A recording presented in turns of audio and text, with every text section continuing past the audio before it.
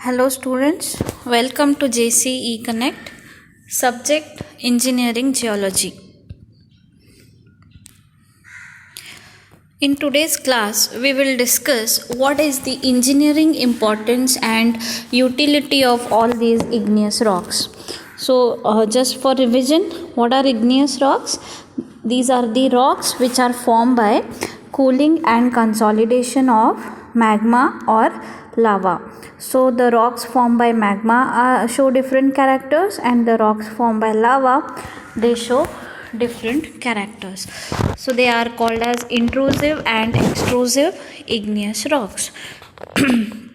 So intrusive rocks are, the example is granite, which is formed at great depth, and extrusive igneous rock example is basalt, which is formed on the surface by cooling of lava. So we'll see what is the engineering importance of these rocks. So there are many plutonic igneous rocks, like we have granite, syenites, diorite. They are found to possess very high value of crushing and shearing strength. So these rocks like granite, syenite and all, they have a very good crushing and shearing strength, and they are therefore considered to be the most satisfactory rocks of all types of engineering construction works and as a building stone.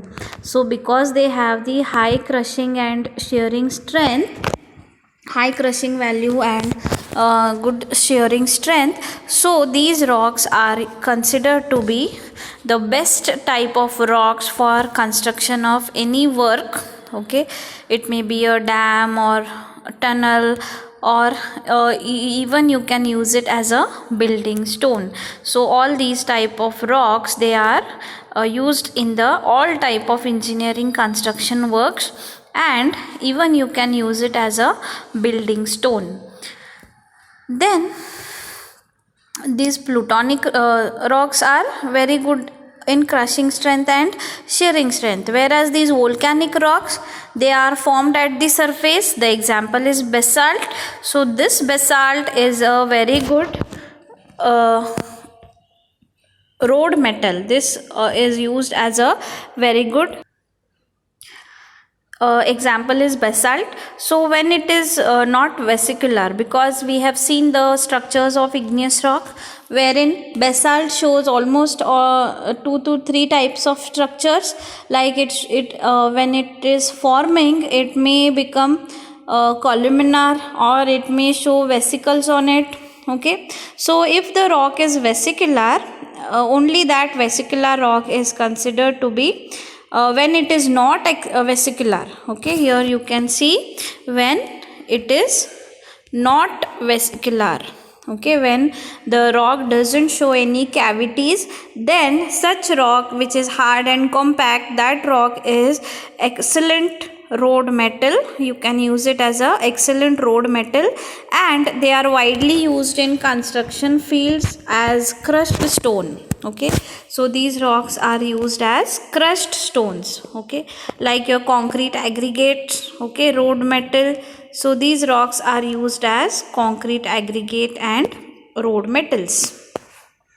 Then the rocks which are intermediate, that is between plutonic and volcanic, we call those rocks are intermediate, or we call it as a hypabyssal rock. So these examples are dolerite, which is a dike rock, right? And they can be used for both the purposes, that is, it can be used as a building stone for construction works, and it can be used as a road metal or crushed stone. Okay, it can be used. Then in general, if you talk, the most of the igneous rocks, they are crystalline, means they show the presence of crystals, and they are very much compact, and they are impervious. What is the meaning of impervious? Impervious means it will not allow the water or any liquid to percolate down. That is called as the impermeable or impervious. Impervious means it will not allow the water or any fluid to percolate down, to move downward. Okay, and these are always safe as foundation stone and abutments for dam. Okay, what are abutments? So if suppose this is your dam, okay, so this is your dam, and the abutments are the sloping sides of the valley. Okay, on either side the dam will rest on the valley. Where we construct dam is when the river is flowing through a narrow valley.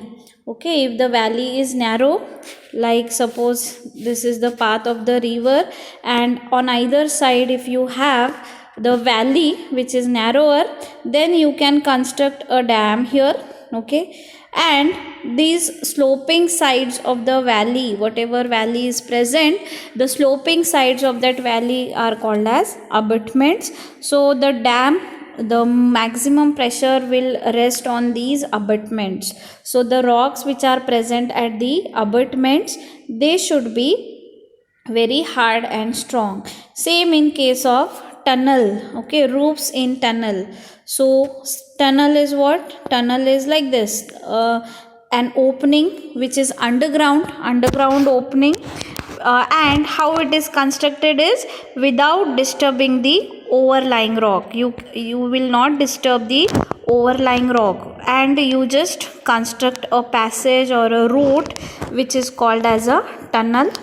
So tunnel is constructed when two places are separated by any obstacle like a hill or a water body. So here the roof of the tunnel plays an important role, because when there is a rain, okay, water will percolate downward, and it may react with the rocks, and the rocks may become weak, and if it is undergoing weathering, what will happen?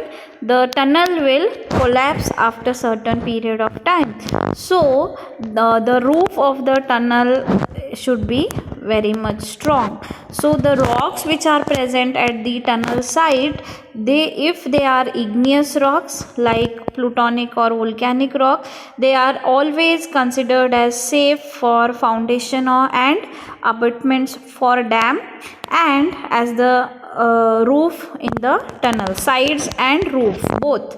Okay, so if the igneous rocks are present in the dam site or tunnel site, then they are considered as a very good construction material, provided they are free from any structural disturbance. Then it is used as a construction material.